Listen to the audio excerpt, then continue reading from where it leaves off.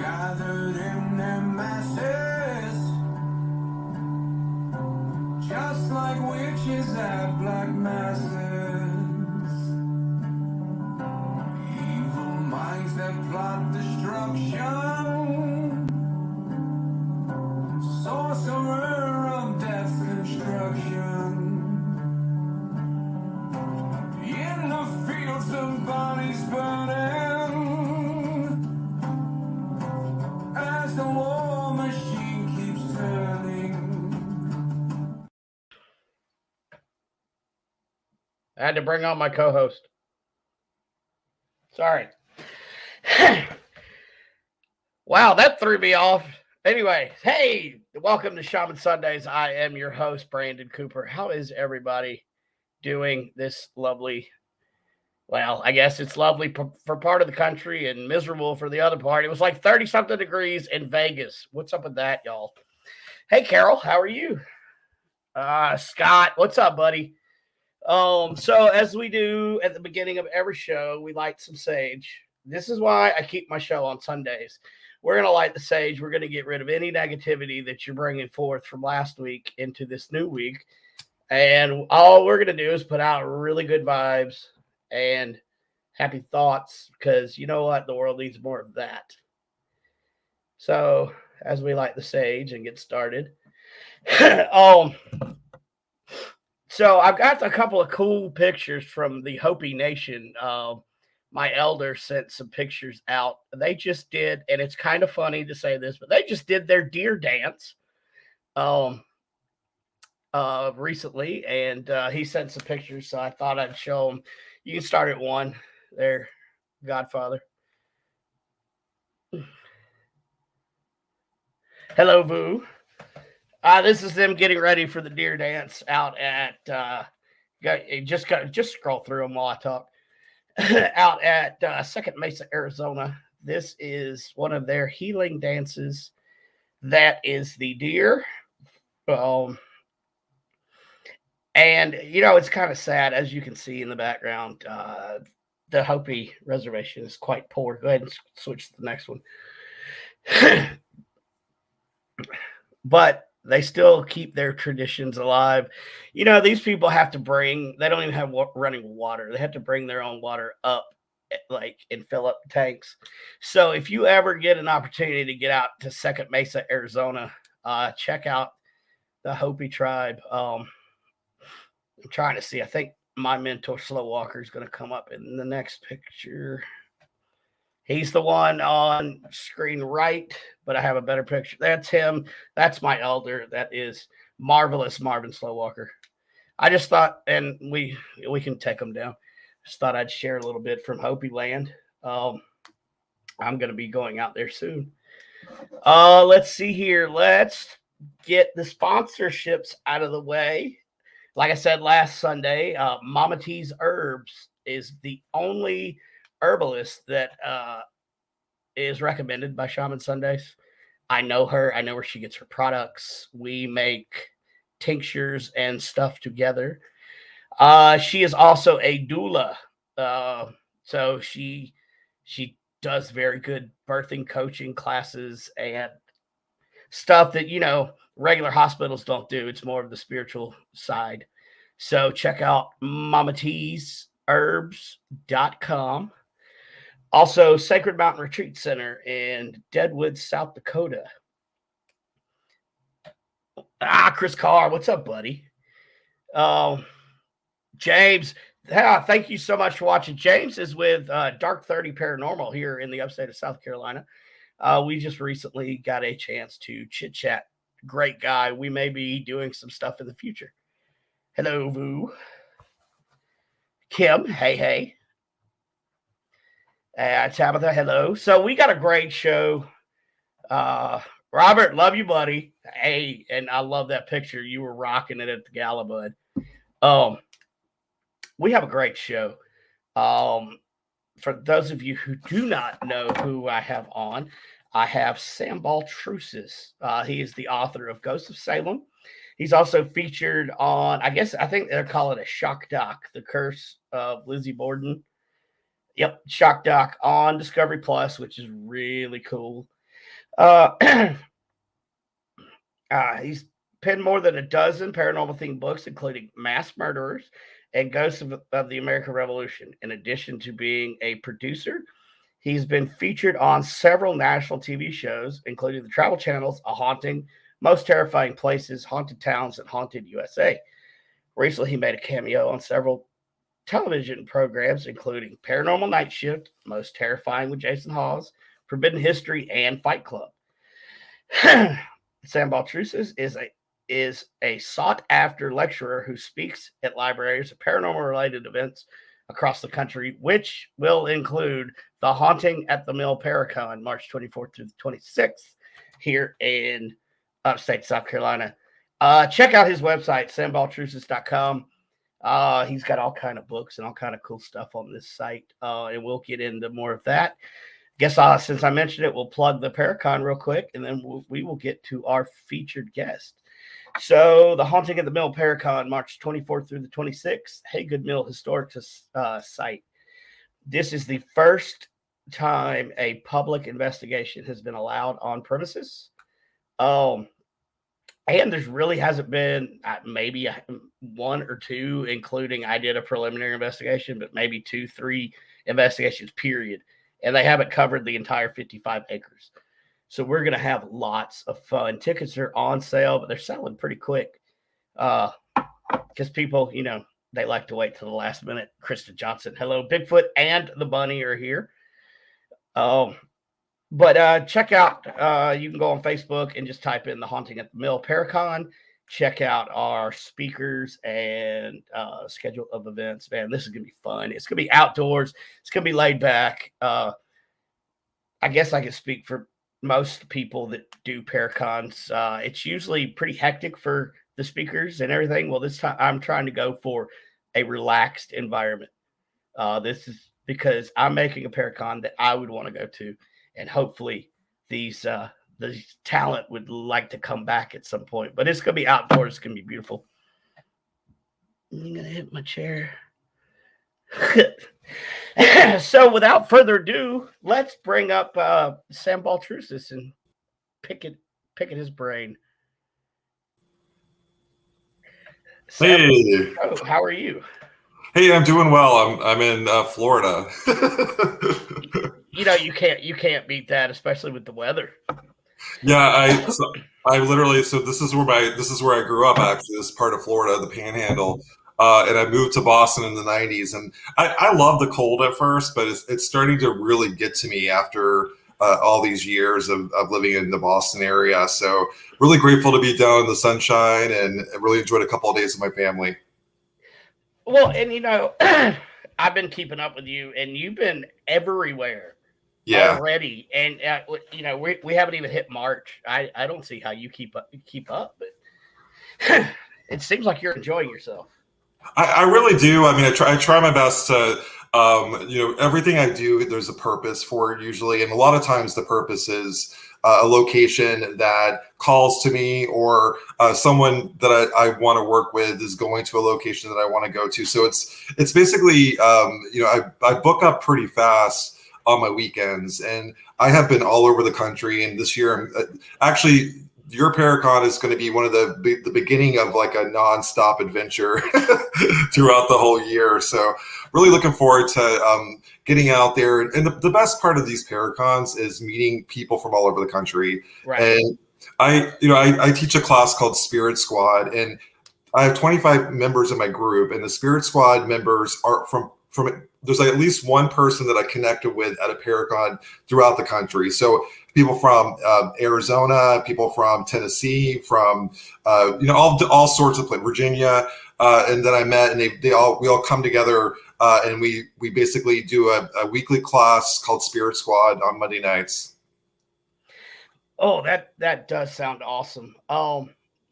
So what got you involved in the paranormal? And then I'm going to talk about your family tree after that. Sure. Yeah. So it's weird because every time I go back home, I kind of like piece together my childhood, and looking back at sort of the stuff that happened. And talking to my sisters are both still in my hometown. My sister Shannon and my sister Angie, and we all three of us have the gift as far as having experiences with the paranormal, but all three of us have been terrified of having the gift, almost like it was from the devil. Because we grew up in the Bible Belt, so there was a fear that having dead people visit you. When we first started experiencing it as children, it was normal for us. And then when we started kind of being exposed to other people, like, hey, do you see this too? And they're like, no, we don't. And that's, who are you talking to, kind of thing. So Right. Both of my sisters have gone through it. The good thing is my younger sister, who has my niece Aubrey, is also gifted. And the fact that we all three are doing this for her, really, and we're kind of trying our best to make an environment where it's okay to be a medium, it's okay to be a seer, and that's the one gift that I would like to give to not only to my family but to everybody, is that it's okay to have these gifts. It's a gift from God. It's not something that you should be afraid of. And of course, I spent most of my life being afraid of having spirits walk up to me and trying to communicate. So that's how I got into the paranormal. I was a journalist for 20 years, so I wrote about entertainment related stuff, but I also wrote about like horrific crimes, and I used my gifts as a journalist, but I didn't go public with it. And then I wrote my first book, Ghost of Boston, about 13 years ago, and it kind of it was taken off from there as someone where I basically focused my abilities. I focused as a historian first, and then it started taking off where I would go to the locations and have paranormal experiences. It started interviewing the ghosts, and the ghosts responded.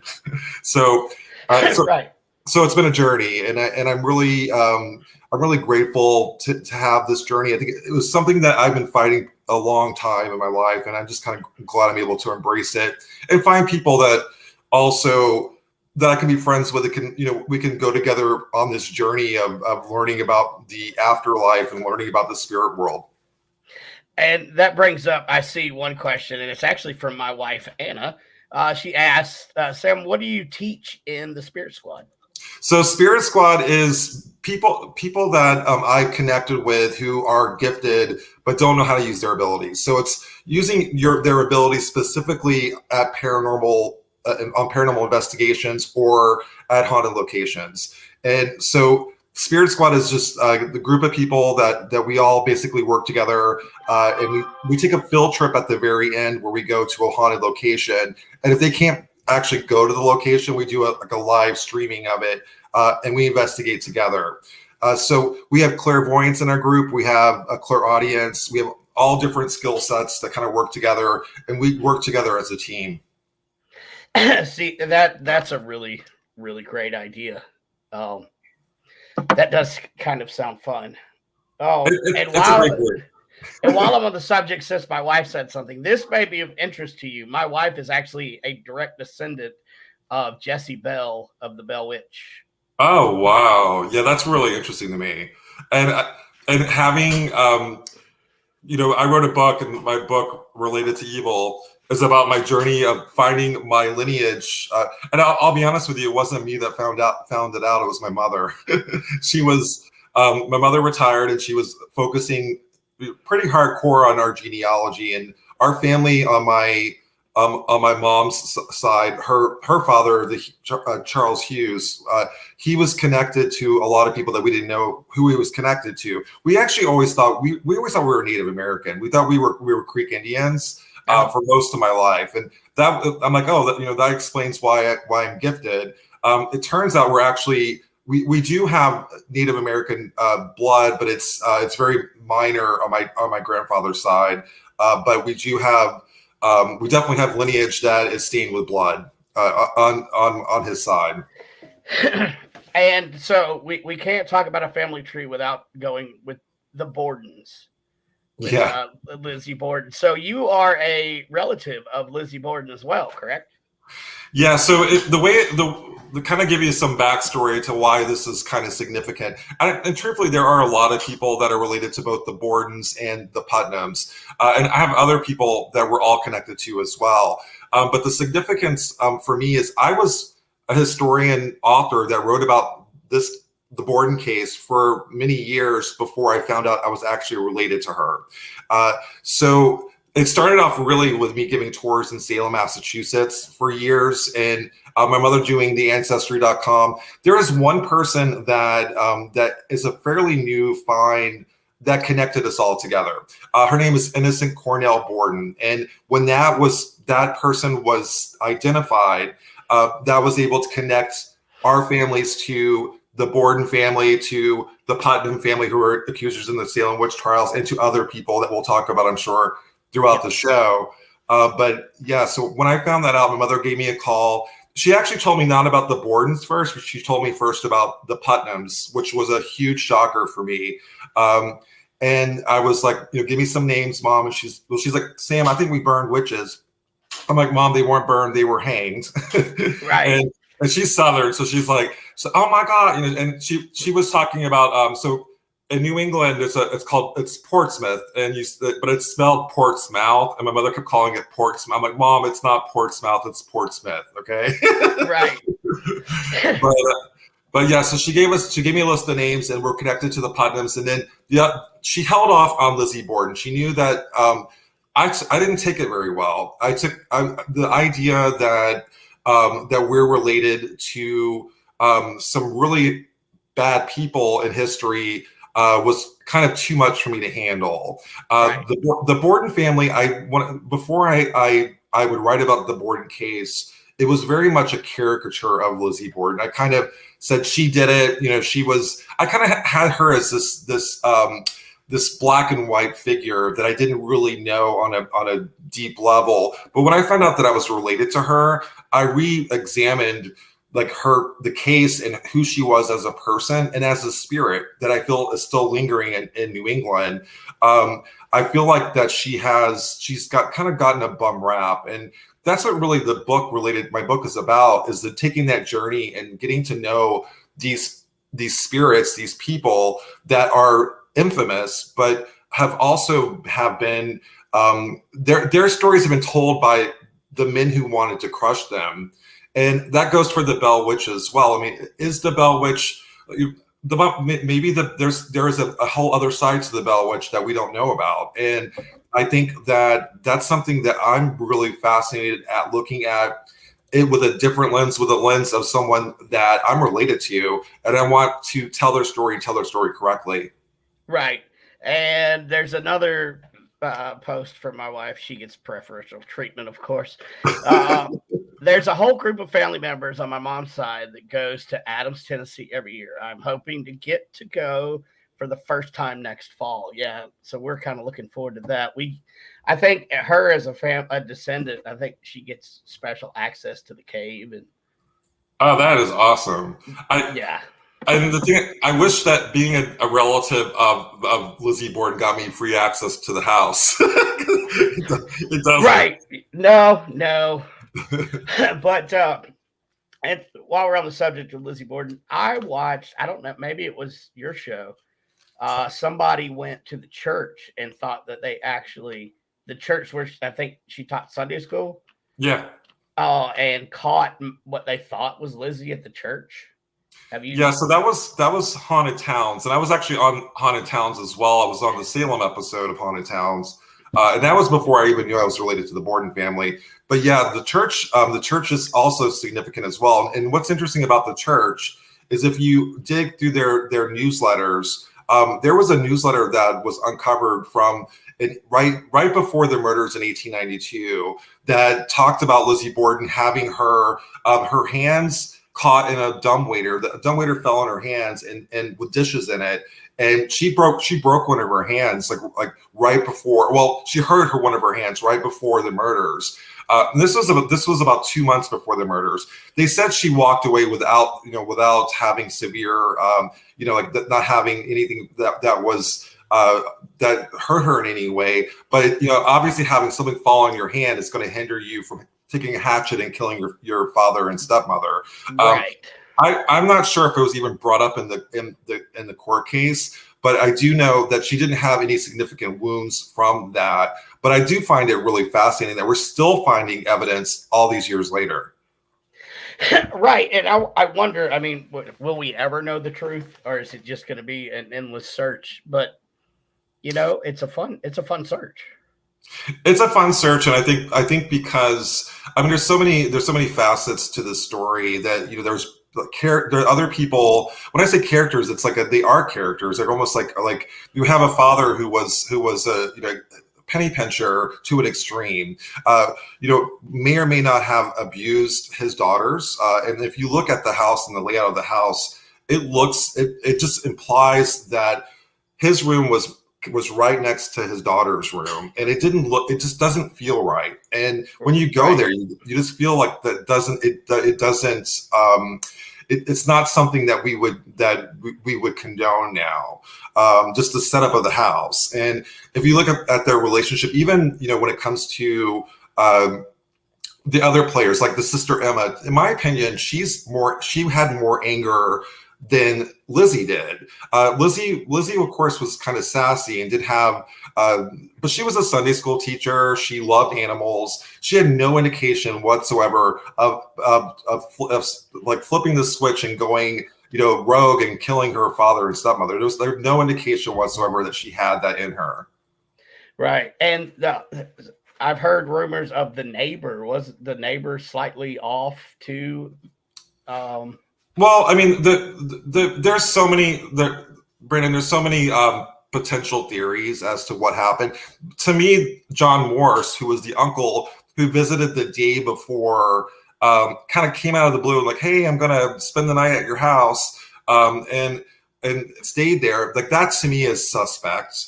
Right. There's, when I connected with Lizbeth, she likes to be called Lizbeth, by the way, and that's the name she chose later in life, with Lizbeth at Maplecroft, which is her later in life home.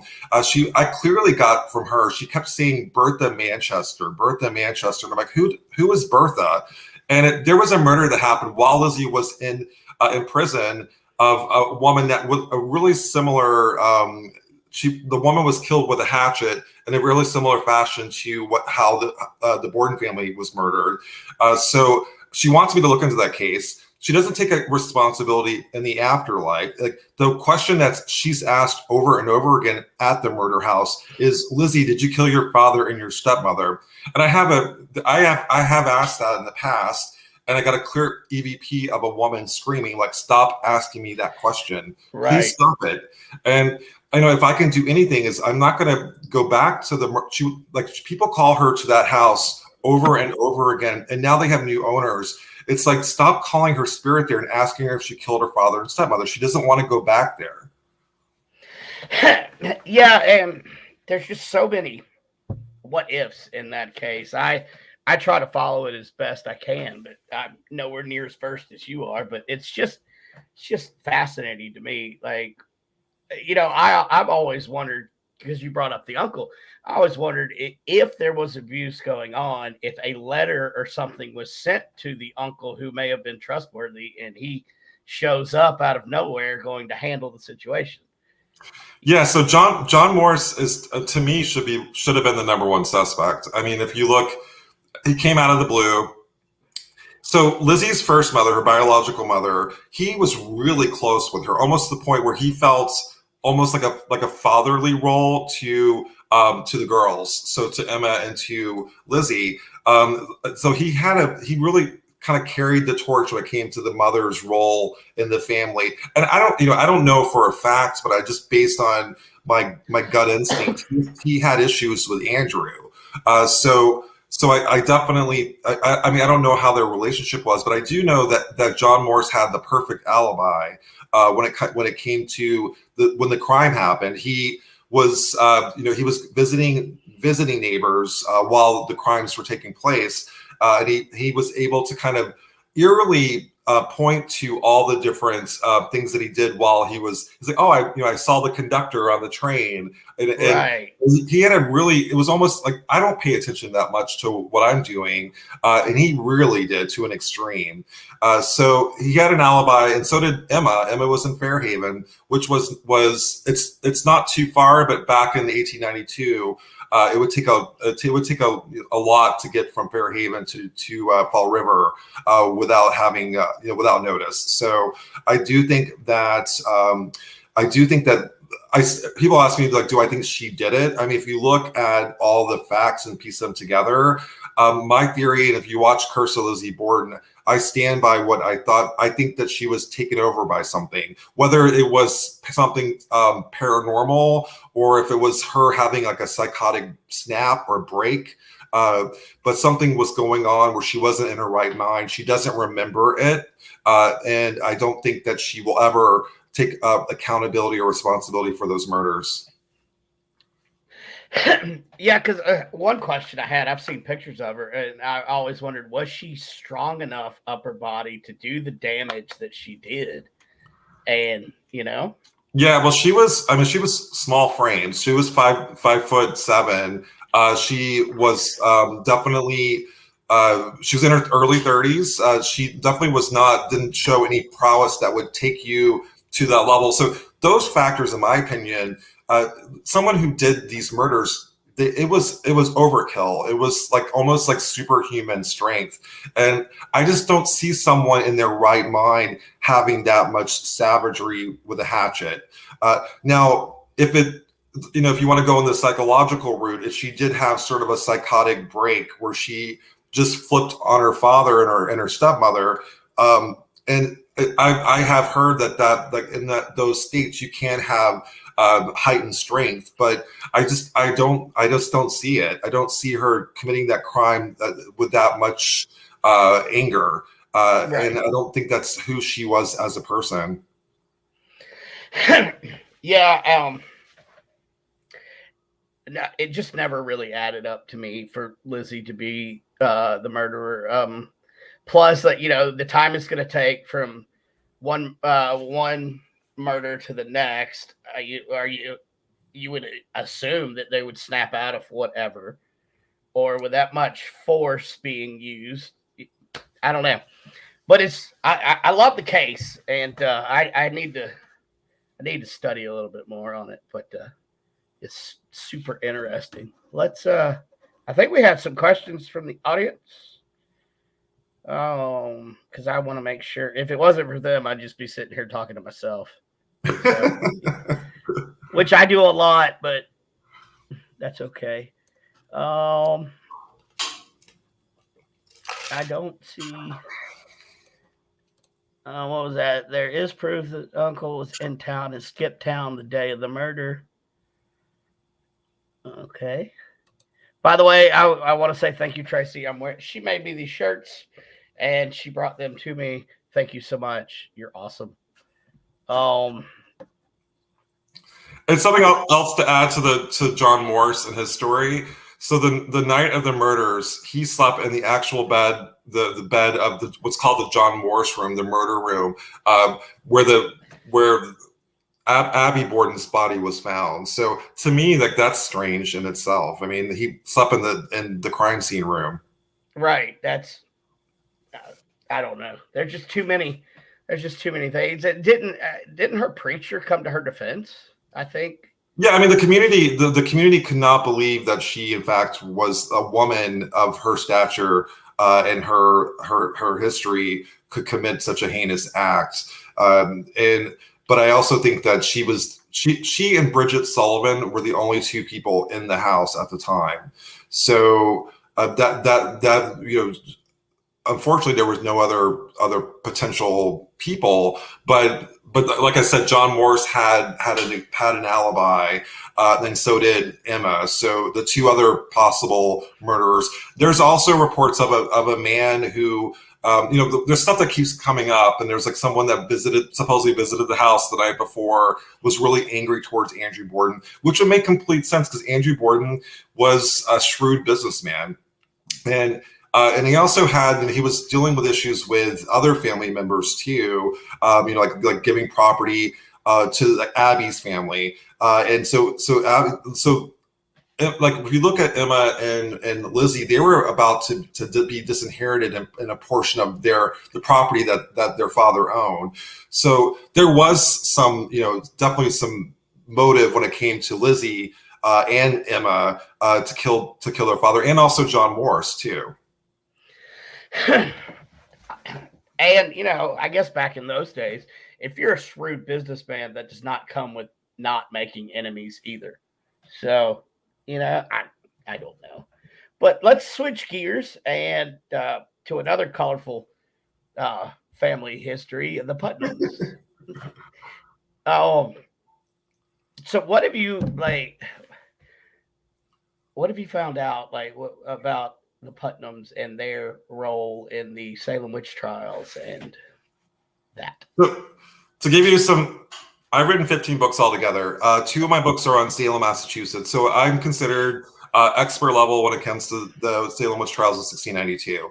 When it comes to the Borden murders, there are people that are way more well-versed on the Borden murders. I've written about the case, but I've also written about it more in a sense of, and I've taken a different approach to the Borden murders. The Salem witch trials, I know like the back of my hand. So I have given tours in Salem for almost 10 years. And I have talked about the ghosts.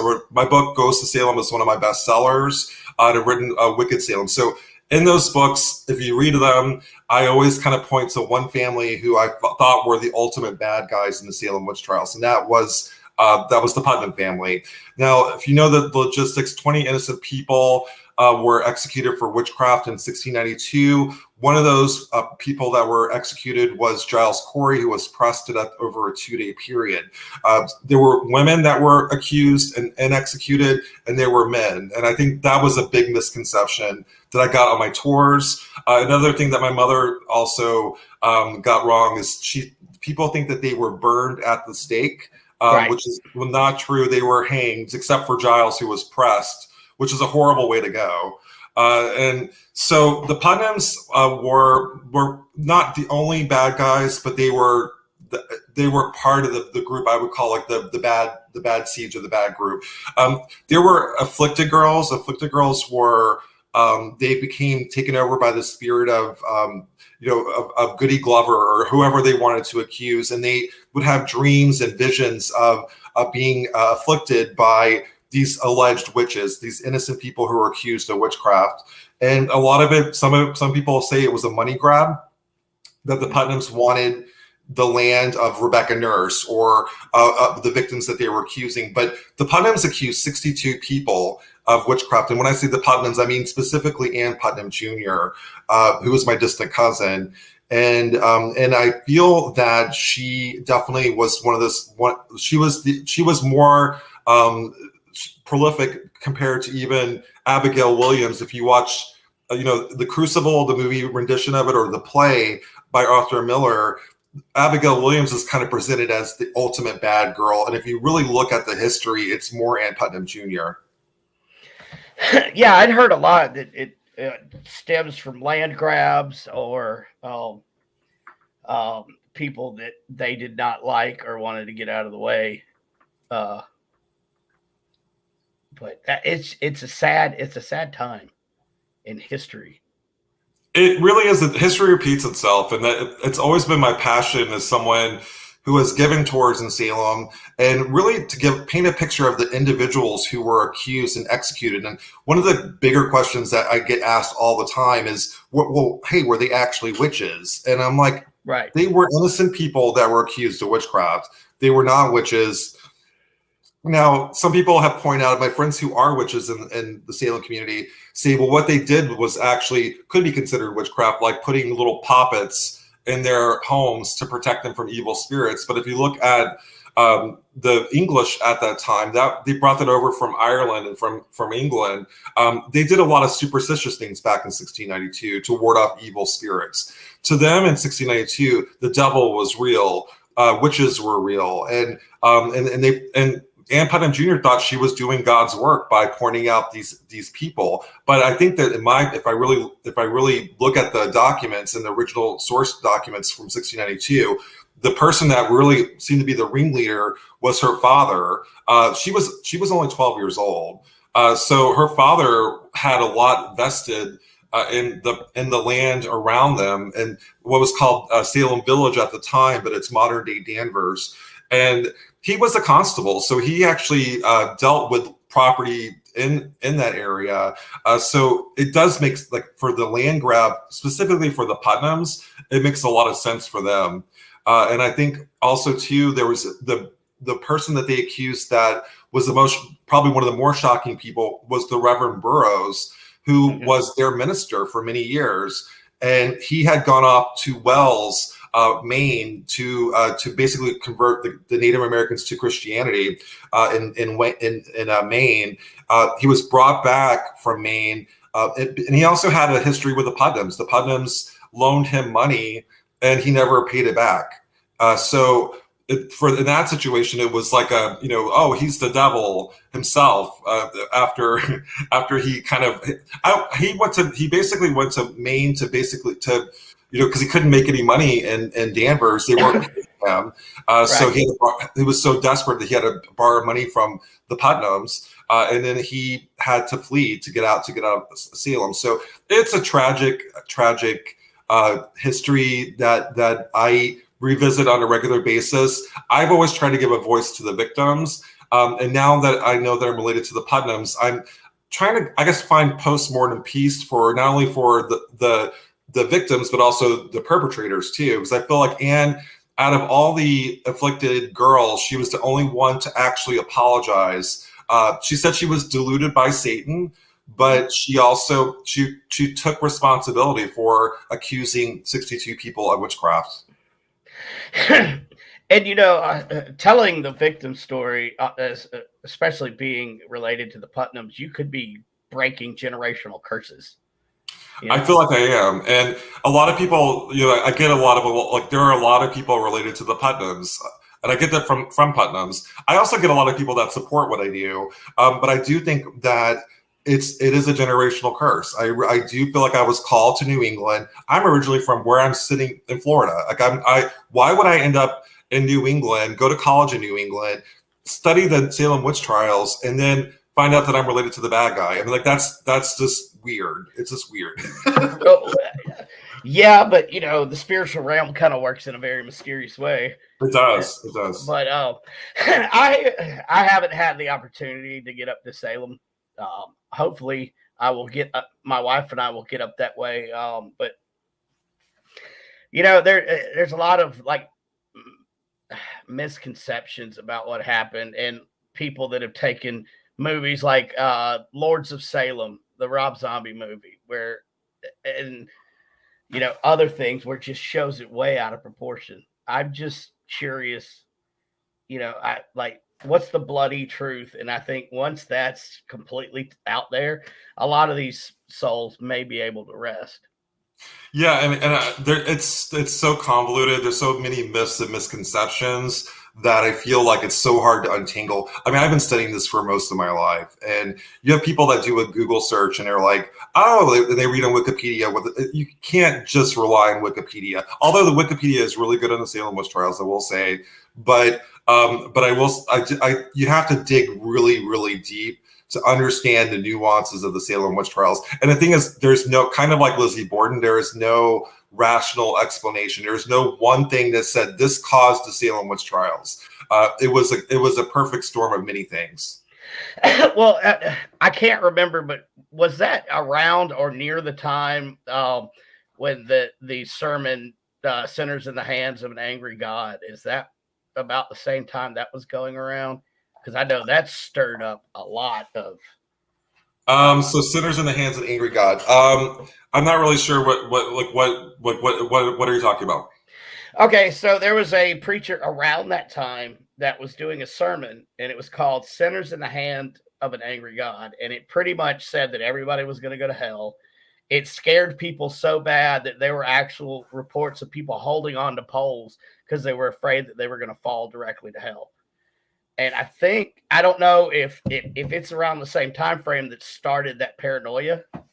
But well, 1692, the paranoia came from England. So the person that kind of came up with the invisible world, Cod Mather. Cod Mather wasn't a major player in the Salem witch trials, but he wrote the book about how to find a witch, and so he did instill the fear, and he was a bestseller actually, and he did a case of 4 years in 1688. So it was 1692 when the Salem witch trials happened. I'm not sure if the center I actually didn't know. I don't know. I didn't know that.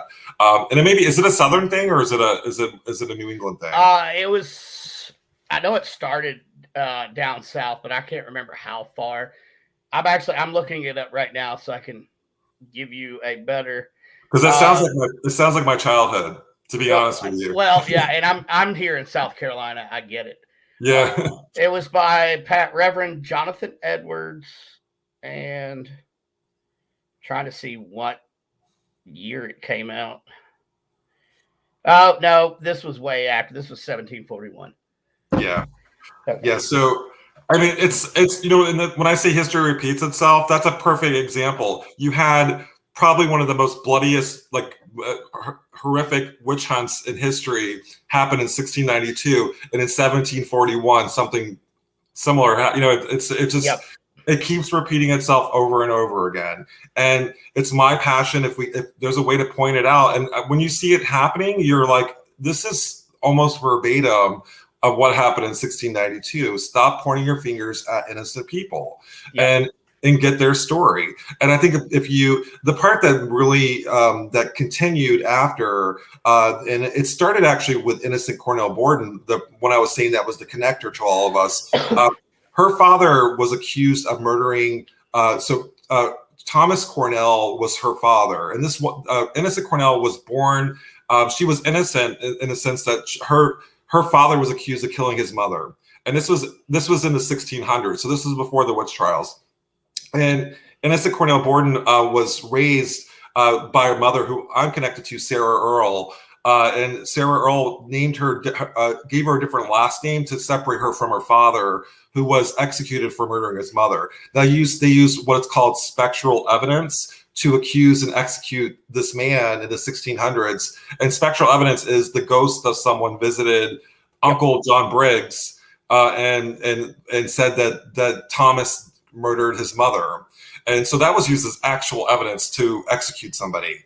And the spectral evidence was also used in the Salem witch trials in 1692. And so that to me is terrifying, that you can actually use ghosts at a trial, or someone claiming to have experienced ghosts, and also using it to attack other people and get them executed. And it's kind of sad. You can kind of relate that to modern day. That maybe the circumstances are different, but there's still people pointing fingers, and I'm afraid it's just going to continue repeating itself. Sorry, little social commentary. I'll shut up about that one. Okay, so my wife says lots of misconceptions about witchcraft in general. Still, having mediumship abilities in the Bible Belt isn't accepted in a lot of ways.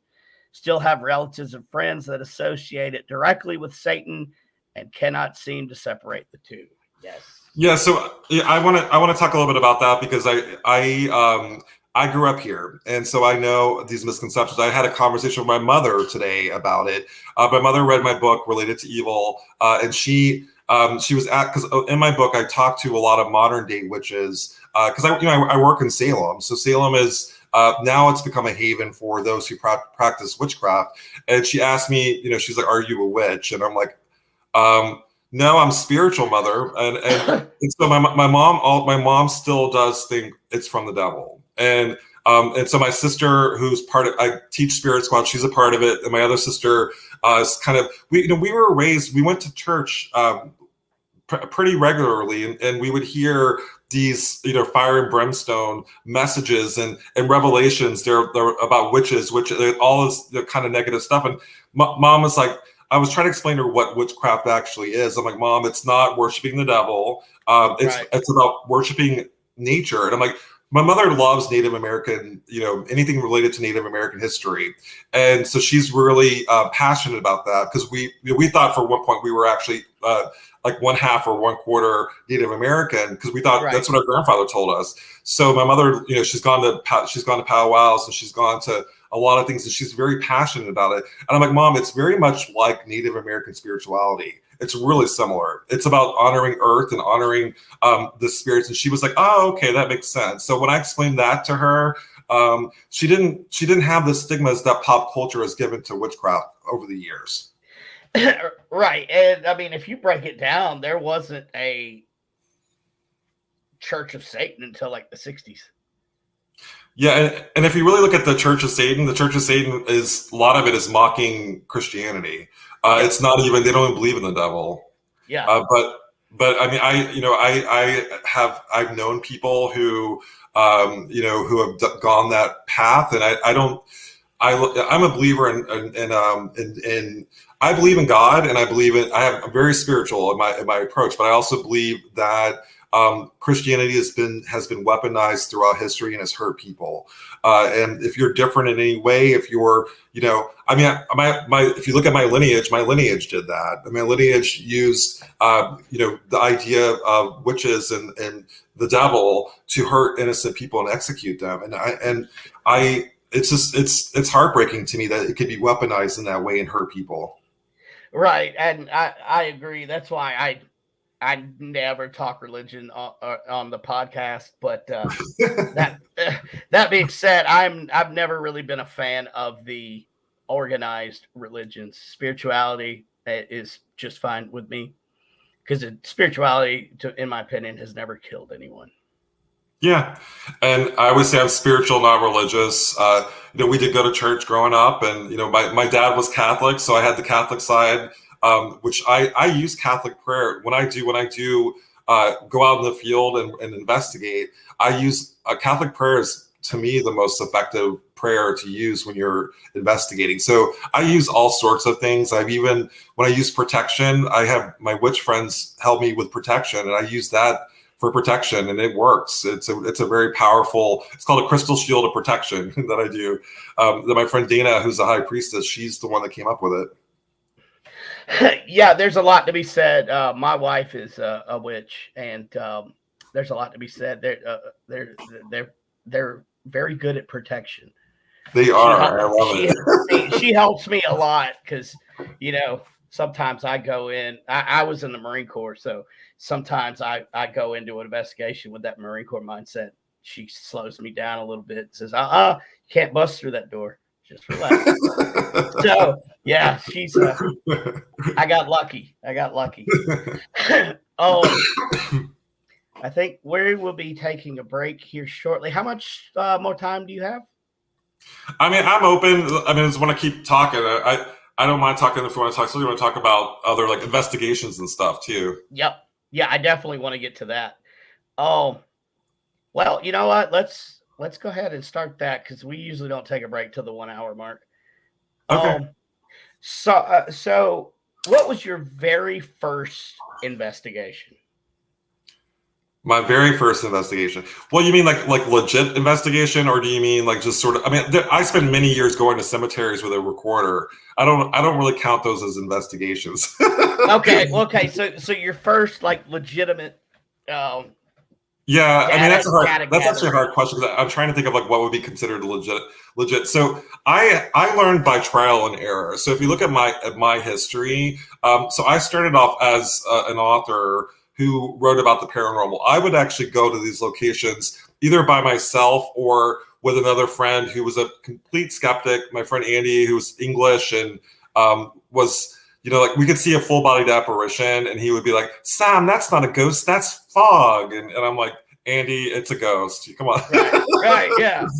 But so we did a lot of that, like especially my first couple of books. So my first 3 books are history books with ghost stories, and then I would say probably my first like legit investigation was on the USS Salem in Quincy, Mass. And that I worked on that as a paranormal experience, like the manager of the haunted attraction. So it was a haunted ship that also had a haunted attraction. And I will tell you, all hell broke loose on that ship during Halloween. So by someone that managed it's called the Paranormal Experience, where we had investigators on board, coupled with haunted attraction, like animatronics and things Right. like, lots of contamination.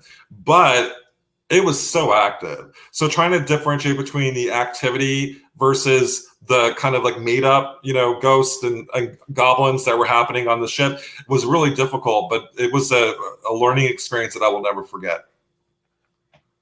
I think there is a Paracon that's going to be on the USS Salem coming up that Third Eye Productions is doing. Larissa Rex. Yeah, I did. Yeah, so there's one. So my friend Willie Hassel's doing a Paracon. It's called Para Expo, and I was up there last year. I will tell you, in the summer, the USS Salem is like an oven. It's like you don't want to be inside because it's so hot. Oh, okay, yeah. Yeah, I just tell my friends, because they always want to set these. The people that do the events in the summer have never been there in the summer, and I'm like, guys, I love you, but I would not recommend doing. And I love the ship, and if anything can raise money for the ship, I support it. But I also know the reality. It's like being cooked alive in the USS Salem during October. And now my good friend Don Christopher runs the Greater Boston Paranormal Associates. He runs an actual paranormal investigation team in the ship or on the ship, and he does a wonderful job at investigating there. And he was part of my initial investigations on the USS Salem, because he investigated the ship years ago, and he was on the team that pretty much changed my life. It was a group of people that just kind of came together to put on the paranormal experience. So there are events coming up there, but also just be careful. If you go, drink lots of water and be prepared. Well, thank you for that advice, because I was hoping to get up there this year when Larissa and Alan and all them do their. I think they're doing something for homeless veterans, a Paracon. Yeah, I think it's like July 1st, I think. I think so, yeah. Yeah, and it's gonna be so, Brandon. It's gonna be hot, but it's an amazing vessel. So if you can still make it, just be prepared. I think as long as you prepare yourself, wear shorts, go comfortable, and just be prepared. But I think if you're prepared, you're fine. Okay, good. And Greg Koss asked, Sam, were you in the service? I was not, but my father and my grandfather. I come from a long line of Navy veterans, so I was not, but everybody in my family was. And we're all Sam Baltrusis too. We all have the same name. Oh, nice. Yeah. So I think, were you recently at Hell House? I was, yeah. So speaking of Larissa, we did an online show called Dead Ends. And it was amazing. I love that location. I love the movie. So people don't know the movie. Hell House is a independent movie that was shot at this house in Lehighton, Pennsylvania, which is in the Catskills, and beautiful land, beautiful, but also I would say stained with blood when it comes to Native American backstory too. And if you look throughout all the areas that I write about, there's a lot of bloodshed in this region of New England. And so this is a little further south in Pennsylvania. And I went there expecting the clown, because if you've seen the movie, there's like killer clowns in the movie, and it just was terrifying to me. So I went there with my friend April Doucette, and we did an online investigation. And I screamed like a little girl the whole time. I was so scared. Yeah, I need to. I need to shout out to Larissa and Alan and that whole team. They are an amazing group. If you ever get a chance to go out to Hell House, check it out, because I'm going to try to make it. Oh yeah, we have the Hell House Paracon coming up September 9th. And we would love to have you up there too if you could make it. That'd be great. I think I'm good, and so I might be able to make it. The Paracons that I'm going to be at is going to be like April and May and June, so I may be free, and Larissa keeps begging me to come up there. So I may just have to do that. Yeah, I think that would be great. Well, we usually take a little 5-minute break so you have time to grab a soda or whatever. Okay. I think that we will go ahead and do that. So Sam will go ahead and pull you down, and I've got a quick thing to say. So, hey, Godfather, the Cash App stuff, pull that up. So for all my viewers, listen, I just recently found out that some really, really close friends of mine are going through some health crisis and financial issues. So I have set up a Cash App and a PayPal if you would like to make donations to these wonderful people. I'm not going to tell you their names for privacy's sake, but they've been hit pretty hard. And I want to do whatever I can to keep their spirits up. So I have a PayPal and I have a Cash App account. If you would like to donate, just if you send it, just put in the little comment donation, and I will make sure that that gets to them. I will also be taking some of my proceeds, and they don't know that. Well, I guess they're about to find out. Some of my proceeds from the Paracon, I'm gonna send their way to keep them trucking and keep them out there in the paranormal world. I'm gonna do whatever I can for these people. So we're gonna take a quick little 5-minute break. Don't forget hashtag Don't Leave Me Ricky, and we'll make a donation to Sacred Mount Retreat Center. We'll be back. I hurt myself.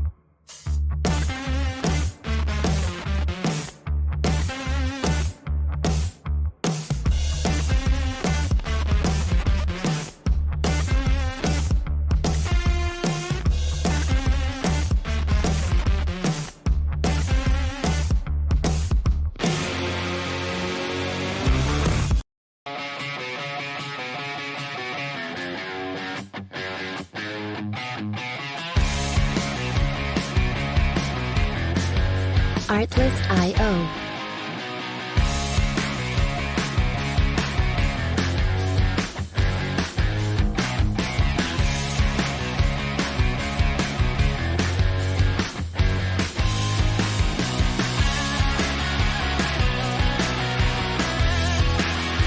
Music licensing reimagined.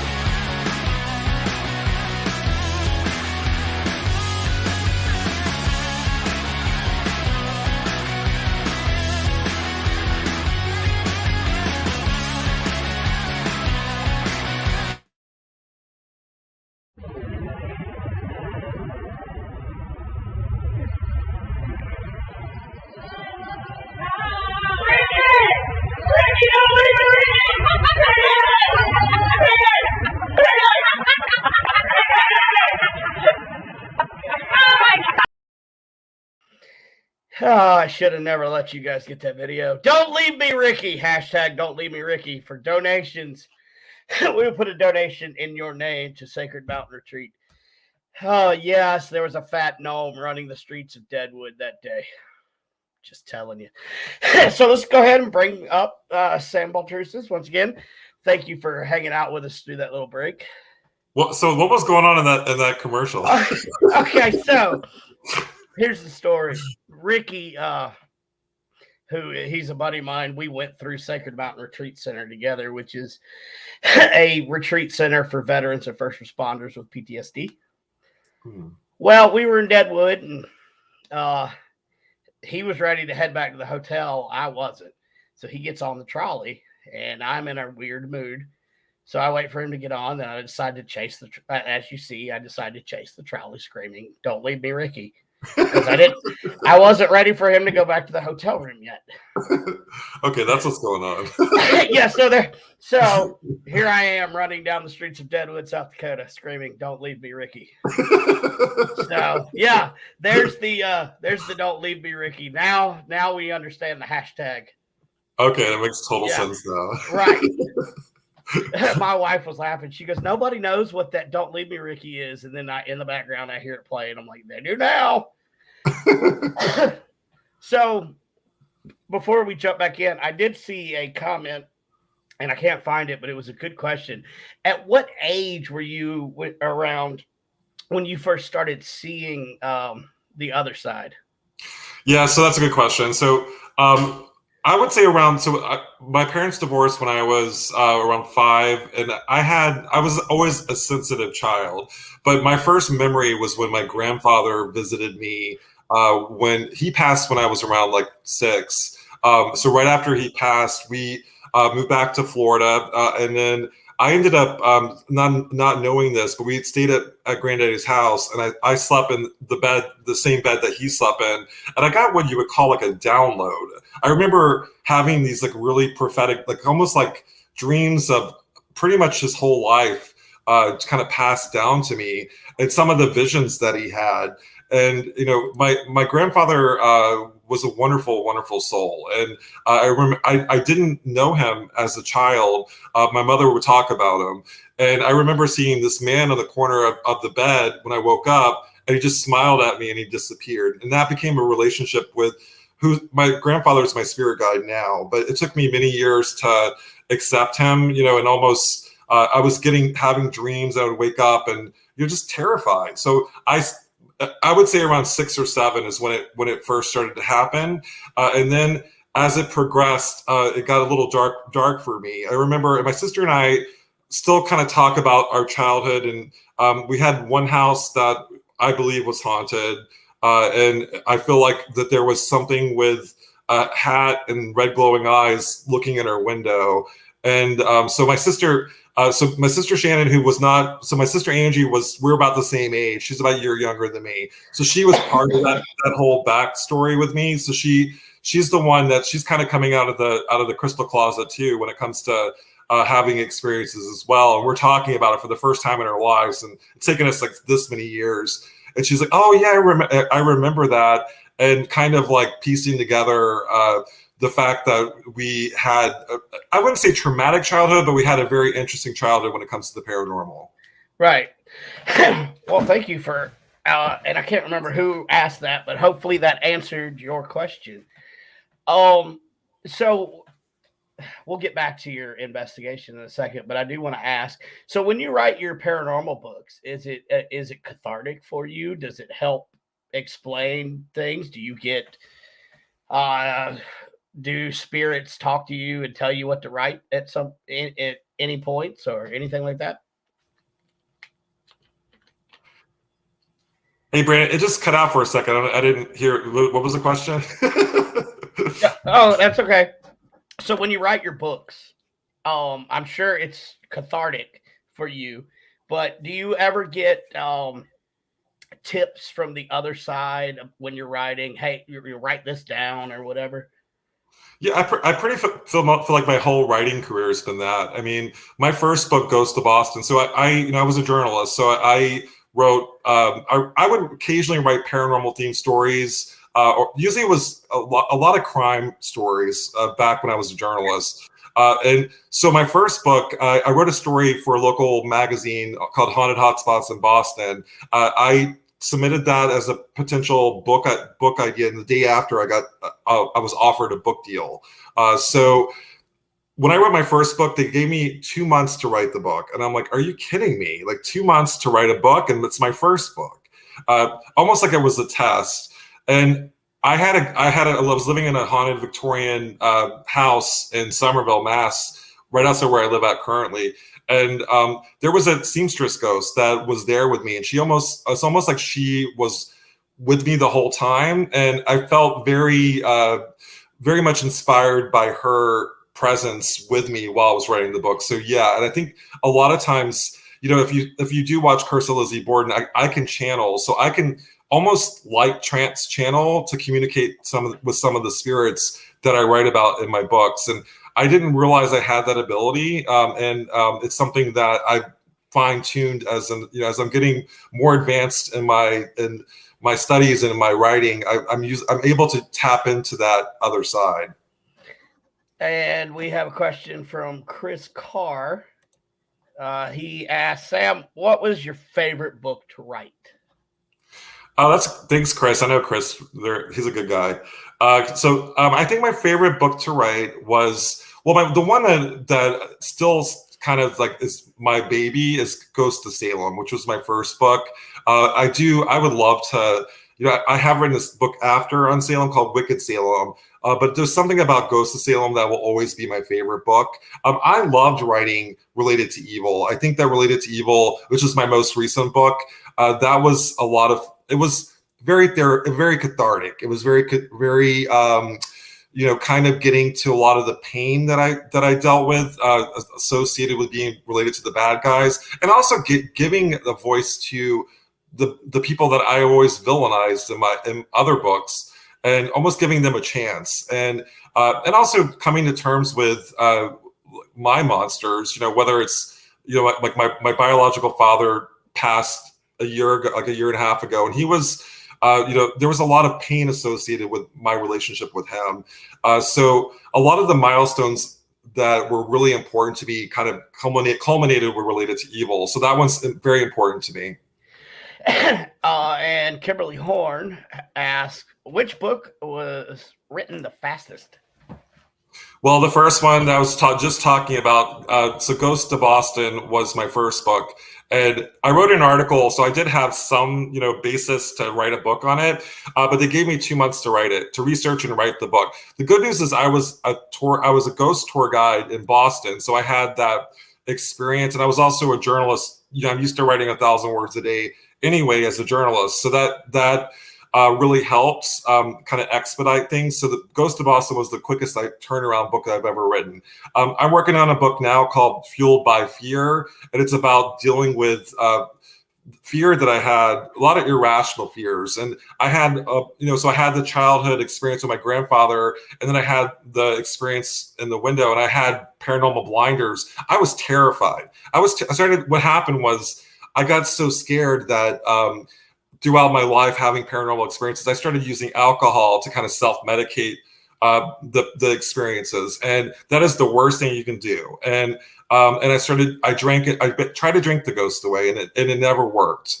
And when I got sober, I was able to still communicate with the spirits. So it was, I'm like, okay, this is not the drinking. It's something else. And so I started embracing my abilities finally. And I feel like that's happening with my sisters too. And I'm really grateful that we've all kind of found this later in life. We've all had it. We just didn't talk about it, or we didn't feel comfortable talking about it. And it's just, I love that my sisters are on this journey with me. Yeah, it's always good to have family that's got your back. Kimberly, I think, just said, I like the book cover for Fueled by Fear. I haven't Thank seen you. that yet. And congratulations on your sobriety. I too am finally sober. I think I went down the same kind of path, trying to drink the war experiences plus seeing spirits. Went down the same path. So congratulations on your sobriety. I know that is no easy feat. So I wanted to definitely say that. Thank you.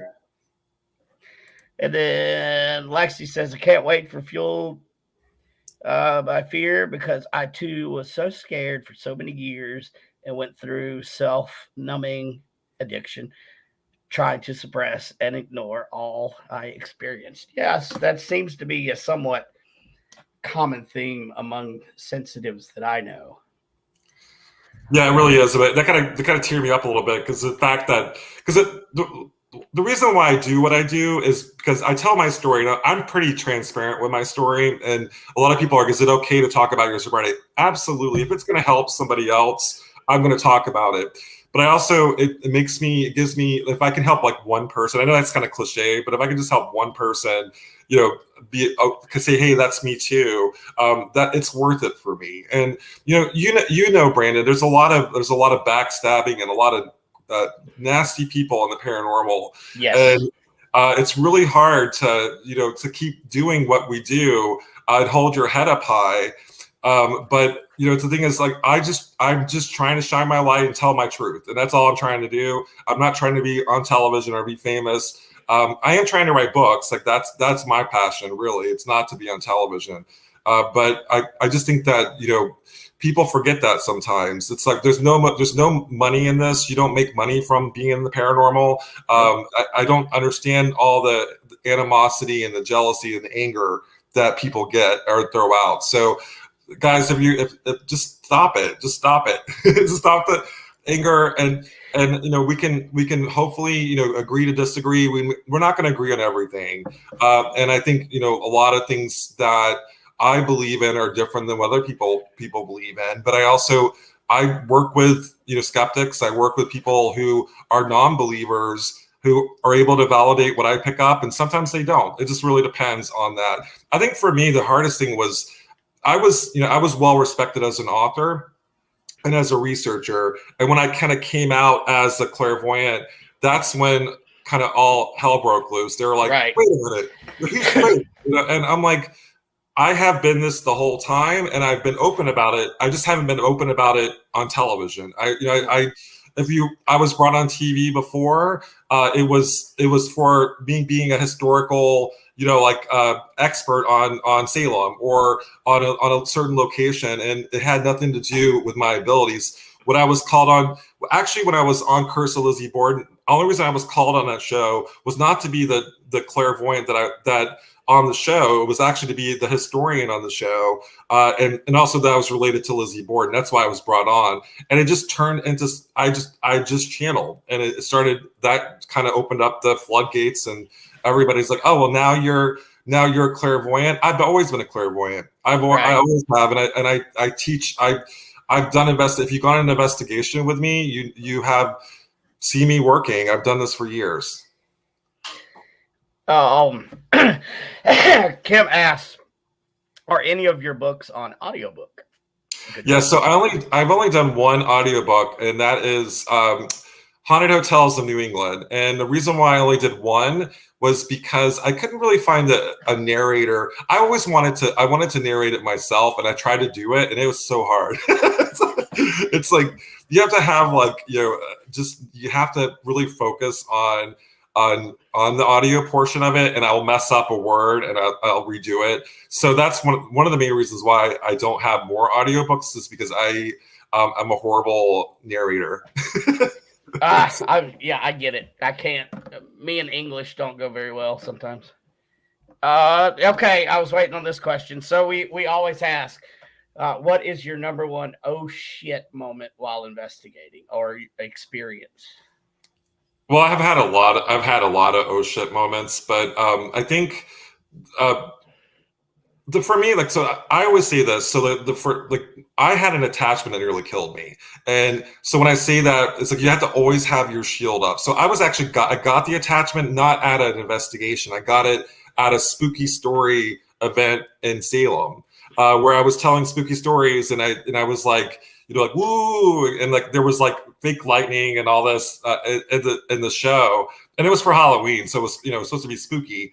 And it turned really bad. So that was a nightmare that wasn't in an investigation. On investigations, I think I really have had okay. I think the most recent oh shit moment was at Harriman Hospital, and to kind of give you some insight, it was freezing cold in Tennessee. I never thought Tennessee could be that cold, but it was so cold at Harriman Hospital. It was in early December, late November. And I was there and I saw what looked like a shadow man at the end of the hall. And that creeped me out. And that was, I had several situations like that, but not on that level, to the point where I was like, I'm like, get me out of this place now, kind of thing. I'm like, get me out now. And I was also really cold and I was really tired. And, you and I talked about this earlier before, but I was recently diagnosed with rheumatoid arthritis, and it was kicking in hardcore while I was doing this investigation. And I didn't know what was going on. So that just heightened everything. And I was just, it was definitely an oh shit moment. Yeah, it sounds like it. And I remember that, when you were up there in Tennessee, because I was going to come up and see you, and then I realized what the temperature was, and I'm like, no. It was so cold. Yeah, no, because I remember talking to my wife. I was like, hey, we should go to that. No, never mind. I'm not doing that. But of course, we turned around, and on the coldest day of the year so far this year, we went out and we were in our tents investigating the mill to do our preliminaries. Oh, so yeah. I'm so excited about the mill. I mean, so I like to go in cold. So when I go into a location, even though I'm a historian, but I like to actually validate what I pick up from the ghost with history later on. So I don't know anything about the mill, and I'm excited to visit the mill. Because what era does it come from, and what's the whole kind of sort of pseudo backstory, but it's the kind of a shortened backstory to the mill. Okay. Well, it goes back to it was a native trading post ran by the Cherokee Nation. Okay. The Trail of Tears starts very close to here. And there is a route called the Buncombe Trail that the natives would take from the trading post up to Asheville, North Carolina. The trail runs through there. So it starts with that. And then in the 1700s, late 1600s, early 1700s, a mill was put there, and it had a mill, a blacksmith, a tannery, everything, and it was all slave ran. Oh my God. So the plantation is roughly 2 miles away. So we don't know if they stayed there or if they forced marched 2 miles every day to run the mill. There is also a petroglyph site, Native American petroglyph site, that is on this land that dates back around 10,000 plus years. They can't exactly date it without destroying it. But it is one of the most unique in South Carolina. It's got over 32 different petroglyphs. That's amazing. It really is. Yeah, that's amazing. Like when you said, because before I go to a location, I will get I'll get symbols and I'll get messages. And so I was getting, when you said Trail of Tears, I didn't know anything. I didn't know that that's what it was, but I've been having dreams about this location. And Wow. yeah, I have been, and I'll wake up and I'm like sobbing, and so there's a lot of emotion there. That's not surprising to me, but it was surprising. I didn't realize that this is the location that I've been having the dreams about before going. Yeah, it's quite a heavy feeling when you get out there. I won't say much more about it because Okay. But I do also, I have the written history and chronological dates in a book that you can read after you get there if you want to. I would love to. Yeah. We have every owner of every mill that has stood there. And this mill that's there now was built in late 1700s, and it still works. Like they still grind grits and cornmeal. So I'm hoping to have the miller there running the mill, and I'm going to have a blacksmith running the blacksmith shop. So I'm going to use that as trigger noises. Yeah. So part of me, so I'm getting that. So to me, the land is significant. The fact that it's the beginning of the Trail of Tears. I think also the fact that there was enslaved people that were working there. Like I'm getting those two, but I'm also getting because of the Native American backstory, elemental energies as well, and that's something that I have a lot of experience with.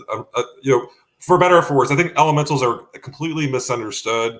I think that people sometimes label them as demons when they're not demons. They're actually elemental energies that are mimicking, like they're just trying to get you off their land or respect the land. And so I think, that part of it really fascinates me. I do think that there are some definitely elementals that you want to stay very far from, but I feel like that, that this land, I really feel really called there, and I'm not sure if it's to give a voice to the Native Americans or something. I don't know what it is, but I think that maybe the mill kind of focuses on the mill history and what happened. What about the before that? What about the precursor to that? And almost as if they're forgotten. Right. Well, and once a year they do a native, like almost a powwow situation. Okay, good. But that's only started, recently within probably the last 5 years.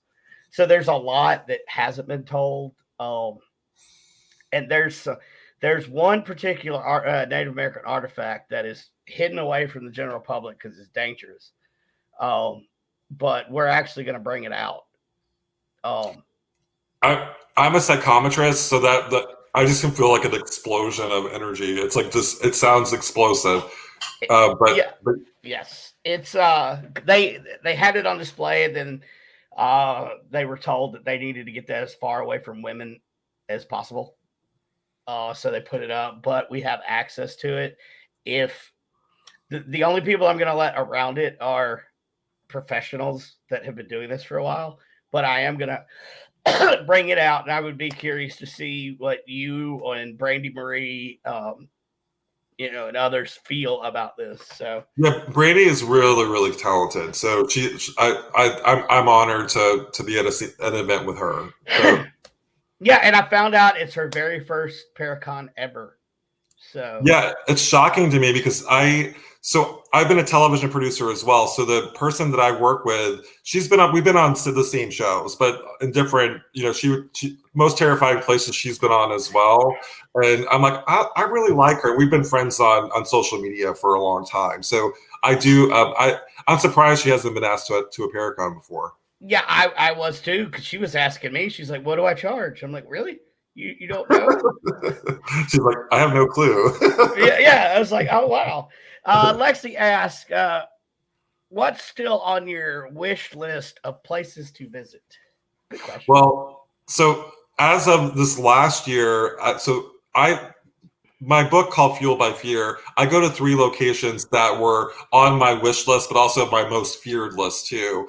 So one was the Sally House in Kansas. The other was the Hinsdale House in New York. and the third was the Conjuring House. And I live close to the Conjuring House, but I could never make it inside the house. It was so powerful for me.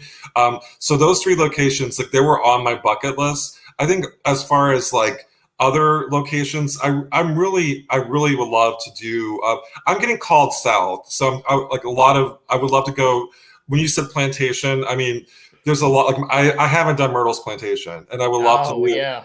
like down, because it's close to where I grew up. You know, like I would love to do more southern things. And I'm getting a lot of the Paracons that I'm going to this next year are in the South, so I'm really excited. Like the Bell Witch case is like legendary, and it's something I've always wanted to go to the Bell Caves. So that would be like a definitely bucket list. And we'll definitely talk more about that at the Paracon to see what we can do about getting you into the cave. I would absolutely. That would be a dream come true for me. Well, yeah, we can definitely. We'll figure out something, definitely. Okay. Speaking of Brandy Marie, there she was. She just She's said awesome. hello. We were just talking about you, Brandy. It was all nice. So I have to say, so on 28 Days Haunted, so Brandy represented the psychic mediums in the world, and I think she did an amazing job. That is that is hard to do on television. To be a psychic medium on TV, people, you know, they could rip you apart, and you're just doing your thing. And especially, I think it's harder for women. Women are, you know, especially at a location for that many. So congratulations for sticking through it and doing an amazing job and representing other psychic mediums on television. It's not an easy feat. Yes, she did an amazing job. I'm actually thinking about maybe trying to get a coffin for her to lay in at the mill. No, I couldn't do it too. That's like traumatic. Yeah, I had Jeremy Leonard on last week, and yeah, that was he had a lot of fun stuff to say about Brandy. Yeah, I can't wait to. I've talked to her on the phone, but I can't wait to meet her. And there's so many great guests that I'm blessed to have. This is my very first Paracon I've ever put together. So I mean, just the support from people that are coming out I think it's just going to be amazing, and the fact that it's never been professionally investigated. Well, I'm proud of you, because I also put on a Paracon in Massachusetts, and it's not easy. It's not an easy thing to do. I'm also proud of the people that you asked to go. I mean, it takes somebody. It takes a lot of the programming is really. The same people get asked over and over again, and you did a really good job of mixing it up and getting different types of people from different disciplines. So I think that you did a wonderful job. Well, thank you. And, I set out, and my goal was to make a Paracon that I want to go to. Yeah. And I can't wait. I know I'm going to be super freaking busy, but it's going to be amazing. And I can check it off my bucket list that, hey, I put together a Paracon, and hopefully everything goes well. Brandon, what you're doing is you're shining a light on this location. And the thing is, like, that, like, you're bringing people from all over the country to know the story, and like, that's powerful. Like, that is so powerful that you're getting us to go there and to experience this, and to say, like, hey, this location. I mean, I'm already getting chills from the location. I think it's so important, and I think that we're gonna have one hell of a Paracon. I think so. And see, this place has been my like sanctuary. I go out there and I forage and get herbs and stuff from the woods, and I got tired of just keeping it to myself. I mean, it's such an amazing place, and they're 501(c), and they just work off donations, and if I can help improve or get them donations and help keep the place going for future generations, that I've done my job. Absolutely. And what will happen too is people will talk about it, and they'll tell their friends, and their friends will tell their friends, and it will be a location that will be on people's bucket lists to go, because I can already tell it's a hidden gem. Yeah. And there's a lot of people that live near and around the mill that had no clue that it was there. And, these are people that grew up in the area. Like, I didn't know about it. And I grew up 15 minutes from it my entire life. And I didn't find out about it until a couple years ago. So it's, I just feel that it's going to be amazing. I can't put it into words. I can't tell you, like, I was told to bring people there. And the spirits want their stories told. I mean, you saying that, Brandon, really, I agree. They do. I mean, like, they're already reaching out to me, and I was kind of like the people that you brought together. I'm like, this is interesting, but now it makes sense to me because I do feel I've always felt kindred spirits with the Native American population and telling their story, and it's just like the innocence from the Salem witch trials. The Native American population were massacred. And their stories need to be told. And the thing is, a lot of the spirits that we encounter out in the field are Native American spirits. And Yes. And people are like, oh, it's a demon. It's not a demon. It's a elemental energy that's guarding the land because it's a sacred burial spot. And so it's something that I'm really passionate about this. So thank you for inviting me. Oh yeah, definitely. And that's one of the things I try to tell, they say the natives cursed this land and say it all the time. No, the natives didn't curse any land. They protected the land. Yeah. And I got my medicine man training. I'm part of the Eastern Band of the Cherokee Nation. So the whole Trail of Tears in this place is huge for me. And it opened up. I get to go investigate the Cherokee capital city for a week, starting like 3 days after this Paracon. And, it's like all of these native sites have just been opening up and people have been asking me to come out. So, I can't wait to get some stories told. And I will say, even in New England, Wampanoag is the tribe that were massacred by the Pilgrims. Like the people that came in 1620, and they were good people, and they keep coming up in my investigations as well, as in like King Philip's War, which was a massacre of the sachem after the first sachem that welcomed the Pilgrims and gave them food, and the second son who was massacred, he was split into they call him King Philip, but that wasn't his native right. But he was split into 4 pieces and put on a pike in Plymouth, Mass. And I'm actually doing my Paracon in Plymouth, and that's a big part of our Paracon, talking about his story, because I feel like that is why Plymouth is so active. It's because of that massacre. Right. And I'm actually pretty familiar with that story, and it's an atrocious story. It's horrible. It's horrible. And a lot of even so, I have a recurring energy that I feel stalked by, and it's a man wearing a hat with red glowing eyes. And some would say, "Oh, it's the Hat Man." It's not the Hat Man. It's something else. It just watches me, and I have a feeling it's Native American, and something that I've seen since I was a little kid. And so it's one of those things that I feel struggling. I've had investigations at the Lizzie Borden Bed and Breakfast where the producers wanted me to focus on Lizzie and the family and all that, and my relatives. Well, guess who walks into the room? A Native American sachem walks into the room, and I'm like, there's a Native American in the room. And they're like, well, we can't talk about that on the show. But I had, right.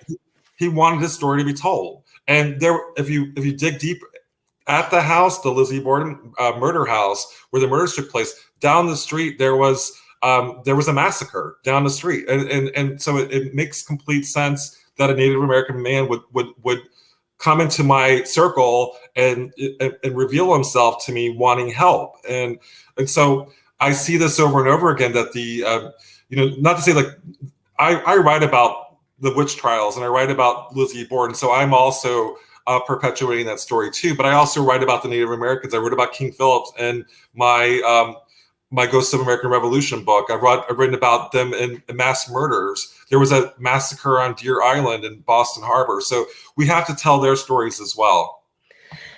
Yeah, I agree, and it's a story that I think for centuries was buried because people didn't want to face the atrocities that they did. But now I think now's the time. It's becoming time. So that's why I'm so excited. Another place that I'll be able to investigate that's right there by the Cherokee capital city is Fort Prince George, and it was documented massacre of 20 or 30 Cherokee right there. So as someone who is related to people through my bloodline who were at the center of atrocious things that happened in our history, I think people the part that people like the guilt that you have when you find out that somehow your family line was responsible for a lot of murders and a lot of executions. And I think if we approach this as not being overly guilty about the fact that the Native Americans were massacred, but telling their story and giving them that respect that they never got, and telling their stories correctly. And I think that's all they want. They don't want us to feel guilty or take responsibility for what happened to them. They want their stories to be told so they can cross over the line. Right, because they already know who's responsible for the atrocities. Yeah, and that, so they don't. The Cherokee, at least, they do the theory of 7, so they try to look out for 7 generations. So it's. That just blew me away. I keep getting 7. I'm getting the number 7. That makes a lot of sense. Okay, so yeah, if they look at a piece of land, they think, well, what's going to happen in 7 generations, and so they do and 7 is a huge number, like especially with the Sioux and the Lakota. So if you're getting 7, that's very big in Native American spirituality. So that's. I had an angelic visitation, and the angel said to me, "You are 7," and I have no idea what that means, but that was the beginning of. That's when I accepted my abilities, and so it was like this weird. I'm like, I have no idea what that means, and I couldn't tell if it was a male or female, but it was someone that just kind of came out. Right. Yeah.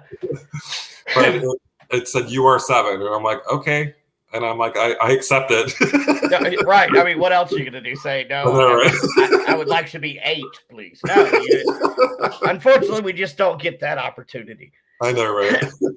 So I did see a little sign, 5 minutes left to enter the drawing. Hashtag, don't leave me, Ricky. And you know what? I will throw in an autographed one of Sam's books. I will buy at the Paracon and have it autographed for the winner. Well, we will do Related to Evil. Or if you want another book, you can have one of those too.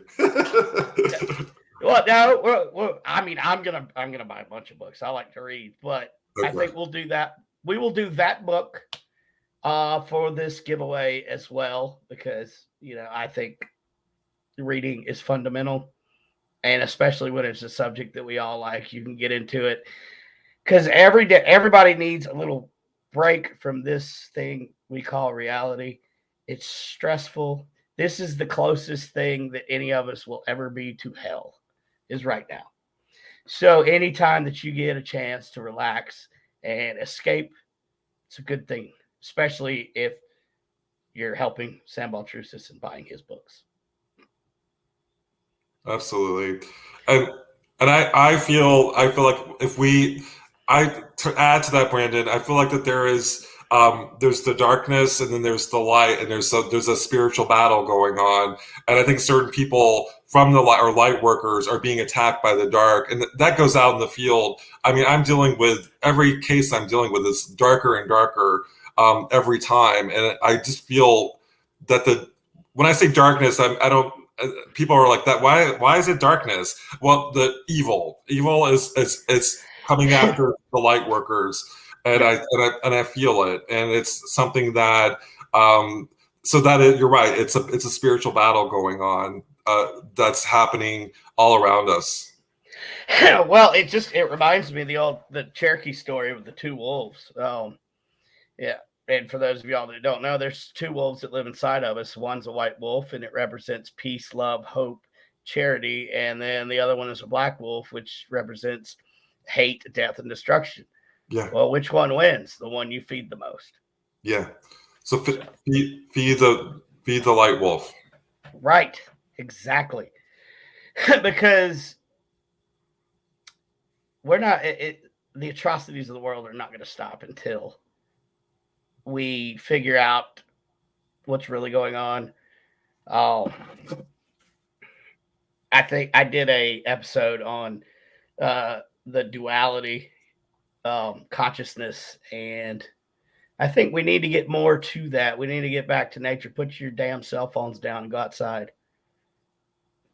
Anyway, I get off my soapbox, but no, yeah, I'm with you. And also, the animals are speaking to you. Like, pay attention to the animal world. It's like they're all around you, and if you see a deer, like the deer represents something, or if a cardinal sits right in front of you and looks at you, it's saying something. So just pay attention to the animal world. They are communicating with you. Yeah, and so and believe it or not, trees talk. Yeah. So nature is screaming out, trying to get you back.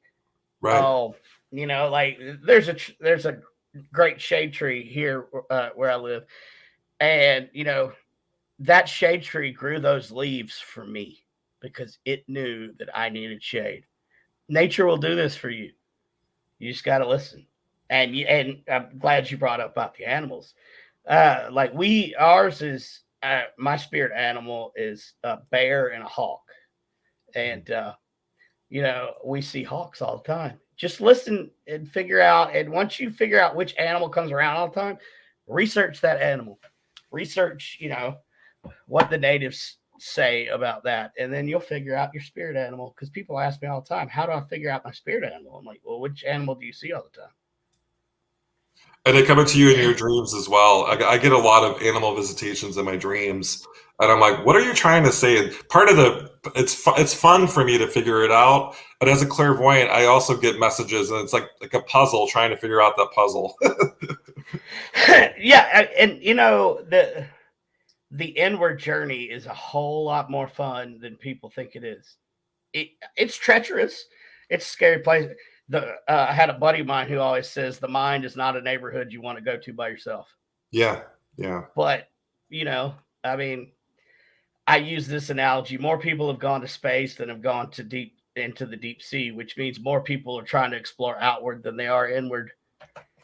And I think that needs to change. Once you figure out what brings you peace, once you have peace, you can spread it.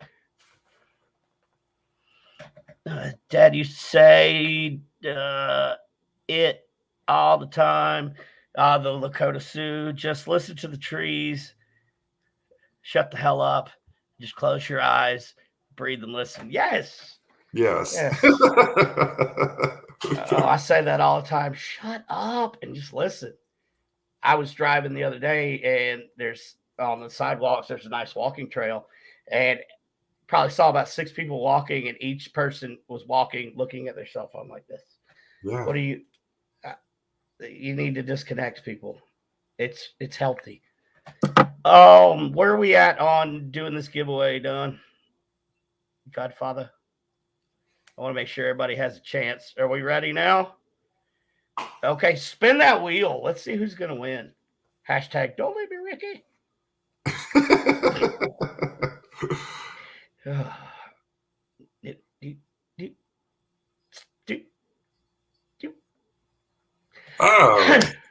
Oh, nice. Tracy was just at my house. She's just won last week or the week before, though. So you can take this one, or you can go back in the mix, Tracy. What do you want? Just let me know in the comments. It was kind of cool because she came up to visit, and I gave her book that's written by my mentor. It's called Earth Mind, Spirit Mind, written by Gray Eyes. And it talks about duality consciousness, and I'll actually give you a copy of the book. I think Yeah, you I would love that. it. I would love that. So you know what? We're just gonna stick with Tracy. You want to go back in the mix, please, Brandon? Someone else have it. All right, we're gonna do another spin. All right, Spinner. Can we do that? Yeah, apparently we can. Come on. I am the Godfather. Oh my God, will you go away? Kim Horn. Kimberly Horn. Yes, we love the horns. Yeah, so Kimberly actually reached out to me. She's like, she was asking if I was going to bring my books to the Paracon, and I'm like, I'm going to try to bring as many as I can. So she at least won one of them, so that's good. Yes, awesome. And they will be there, so that saves on shipping, and she can just I'll give her the money, she pays for it, and whatever she wants written in there, that works out. Awesome. Perfect. Yay, Kimberly. Woo. So where can people find you, buy your books, learn more about you? Yeah, so the best place to go is my website, sambaltrusis.com. You can purchase my books all my books on Amazon. And I try, so when I go to events, it's really hard, especially when I'm flying, to carry like because I have 15 books altogether. It's hard to carry all of them, but right. I try to bring at least my most like recent ones, and I usually bring like my better sellers like Ghost of Salem I'll bring Related to Evil. And also some other recent books like my Ghost of the American Revolution and Wicked Salem down to the Paracon in South Carolina. That's awesome. I'm gonna have to take out a second mortgage so I can buy all these books, because I just love books. I love books. What is this? Kim says, yes, Sam, and I will be buying all of yours. There we go. For Kimberly, I'm gonna bring all the books for her because I told her I would. Oh, there you go. There you go. So I know you've got a busy schedule coming up. Where can we find you throughout the year? So list of events. I mean, so it starts off. You guys are one of the first ones. So I'm going to New Jersey. There's the Ritz Theater in March. Then I'm going to the Appalachian Paracon right before the weekend before yours, and then I'm going to Pickens, South Carolina.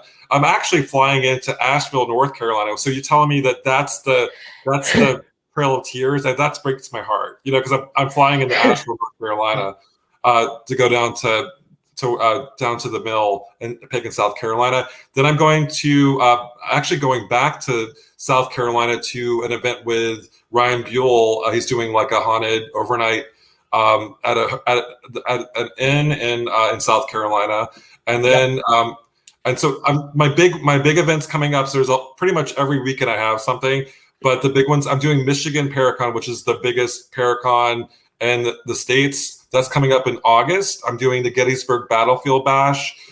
That's in July. I'm doing the Warren's Paracon, which is the big Paracon in Connecticut for Ed and Lorraine Warren in October. I just signed up for that. And then I'm doing my Paracon called Mass Paracon, September 29th and the 30th. It's going to be in Plymouth. And we talked about how Metacomet was put on a pike right outside of Town Square, where our hotel's right next to that site. So, oh, wow. Yeah, so for those who Mass Paracon, we have had it in Plymouth. It's not going to be about pilgrims. It's going to be about the Native American massacre that happened right behind us. Oh, and James, to answer your question, he said he's flying into Asheville for my Paracon. There is not a Paracon in Asheville that I know of. Yeah. So I'm flying in, but then we're gonna Brandon someone's gonna pick me up and then bring me down to. Yep, we're gonna get you, and then I will also see you at Ryan's thing because Aaron G is staying at my house. He'll be going from my Paracon. He's gonna stay with me for a week, and then I'll run him down to Ryan's thing. So. Oh, that's awesome. Yeah, because I'm actually. Because I'm like, should I just stay down there? Because I have to fly back for work, but I'm like, you know what? I probably should just like stay down in South Carolina and just hang out. I have friends coming in from I have a lot of people that I have actually a few people that lived in New England that moved down to South Carolina that are going to go to your Paracon because I haven't seen them in a while. So I'm excited about that. Yeah, I think you had mentioned that you were going to do dinner with some of them, and that's going to be great to be able to catch up. But hey, you should stay down here in South Carolina, and I'll take you around to all the native sites. And if you ever get a chance to come back down, just let me know, and I'll give you the real guided tour. Brandon, I didn't know. I'm like, why am I having these dreams? And they're really, really powerful. And when you said that, I'm like, oh my, it all made sense to me. And I'm like, because it's almost like I'm being called down there. And when I get called, especially when it comes from Native Americans who were massacred, I'm going to tell their story. Yeah, definitely. And James, I just saw that you were talking about Uber volunteers. Be careful what you wish for, James. I might could use you as a volunteer since you literally live right down the road from me.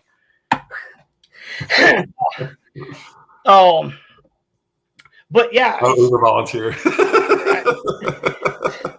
But you get a discount. yeah, definitely. I'll get you a discount. But this Paracon has come about with no effort. I mean, a lot of effort on my part, but it seemed to kind of just fall into place. I'm extremely curious, anxious, and nervous to see what we find out.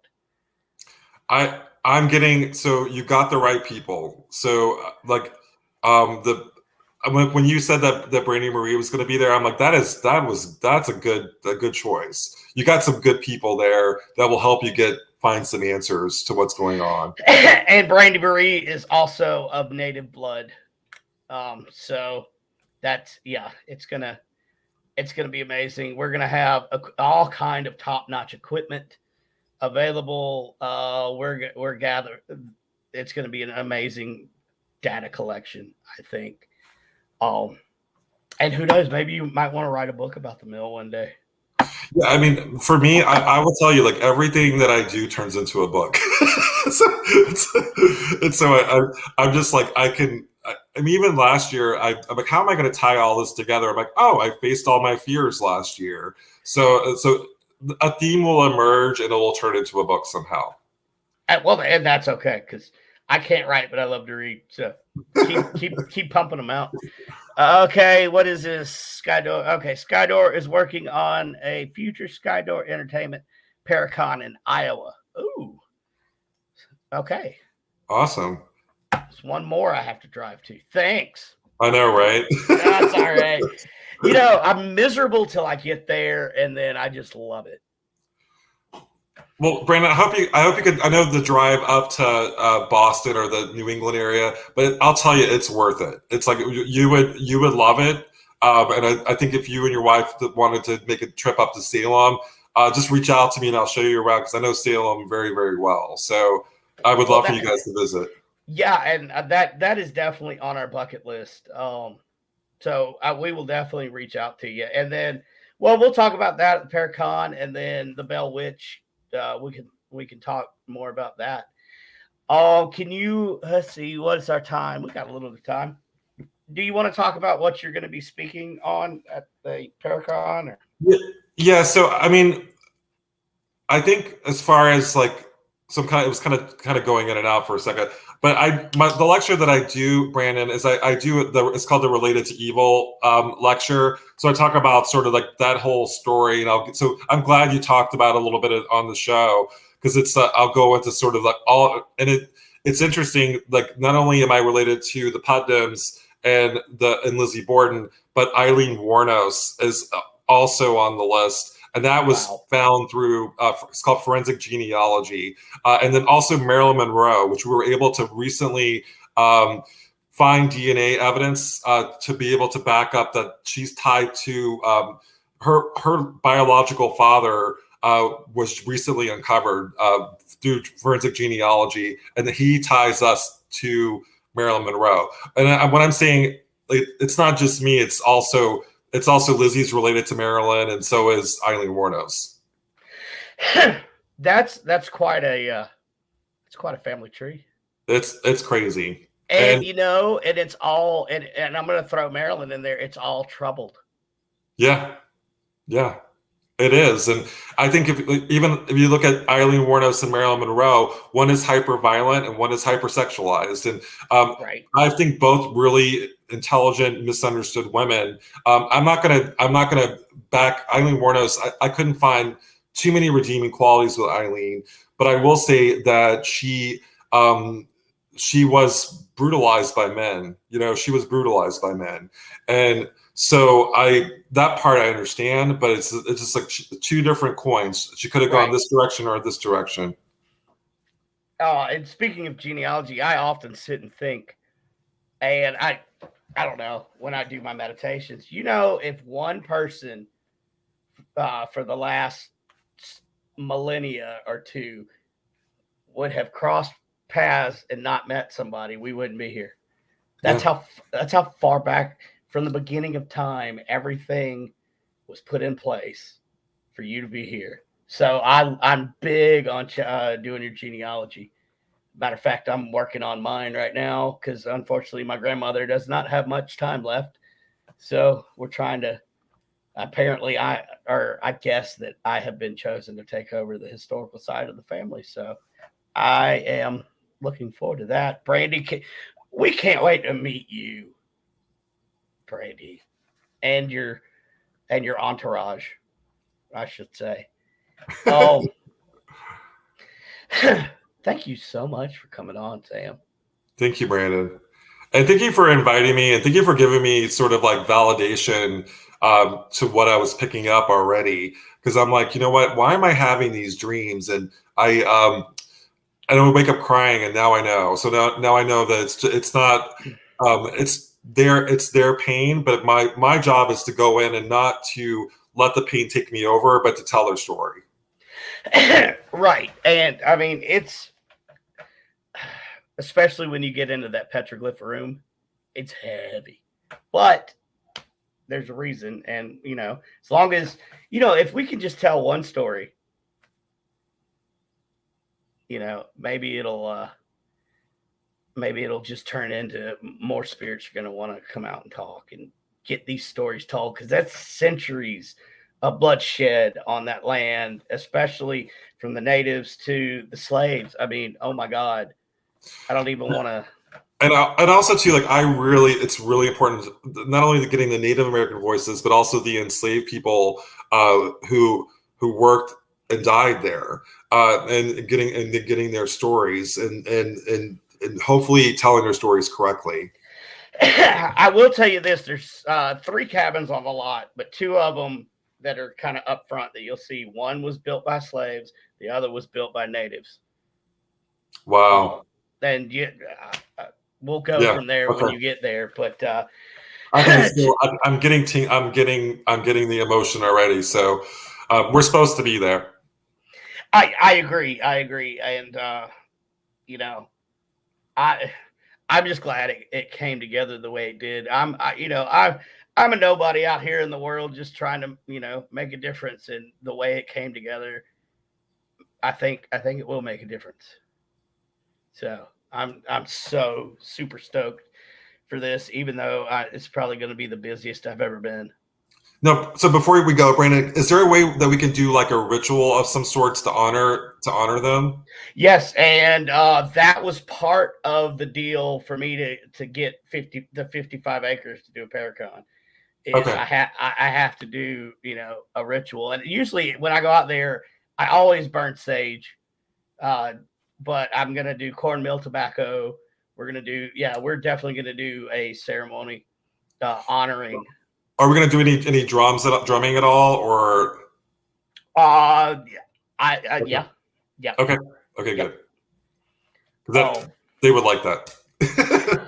Oh yeah, and I've got a drum, and I have another one in the making. The medicine man for the Hopi Nation's actually making a shamanic drum for me. So maybe I can get it before then, but I don't know. That's a long. I had to fly out to Arizona to get it. But yeah, there will be drumming, chanting. We'll have a fire. We'll just put all the good energy out there because I don't know that there's been ceremony done. I don't know so we'll definitely do one. Um, and okay, so we are coming to the end of the show. I want to thank everybody that has tuned in. You're all family. I wouldn't have a show if it wasn't for the viewers that tune in. I can't wait to meet a lot of y'all at this Paracon. And I'm a hugger, so watch out. Just saying, I'm a big old teddy bear. And Scott Horn is an attractive man. Look, I don't care what you say. I met Scott Horn, and he's a good-looking fella. I kind of put that out there. Thank you to my producer for throwing that back in my face. I always end the show with a certain saying that I came up with, and hopefully it'll mean something to you too, Sam. And I always say, it's not about surviving the storm, but it's how you dance in the rain. Absolutely. And that's all that matters. And I think I saw Carol Garcia. She always helps me end my show. Where is it? There it is. As Carol always says, remember to smile. Sam, again, I know 2 hours went by fast. I didn't think. I know, right? I was when you said 2 hours, I'm like, what? And then I'm like, oh, I want more time. Well, you know what? I'd love to have you back on later on in the year if we could work something out. Yeah, I would love, like, after the Paracon, maybe we could kind of like talk about it and maybe get all the people that are involved, because I really feel passionate about this. Yeah, I was hoping to do like a recap of all the talent. So yeah, that's definitely going to be on the list. Tracy says, everyone have a blessed night. Tracy, I'm glad you made it back home safe. I know that was a long drive back down to the coast. And I want to remind everybody, especially the people that are going to watch, I have set up a Cash App and a PayPal. There is a really good friend of mine and family that is up and coming in the paranormal. They have been hit with a tragic news health-wise, and they're financially hurting. If there's anything that we can do, $5, $1, whatever, if you send it to my Cash App or my PayPal and put in the little description, say donation, I will make sure that this worthy family gets it. I will also be, I decided today that some of the proceeds that I get from Haunting at the Mill is going to go to this family. Awesome. So you should do raffle tickets too. Great idea. That's actually a wonderful idea. Katie, if you're still watching, we're going to raffle. Katie Stafford. Okay, Haunting at the Mill Paracon, March 24th through the 26th this year. It's going to be great. We're getting the tingles in the feels already, and we're not even there yet. Please come out and support us if you can. Go on Facebook, put in the search bar, the Haunting at the Mill. Tickets are on Eventbrite, and we will be taking tickets at the door. However, tickets will be $5 more at the door because I have to use a different distribution method, and they have a fee.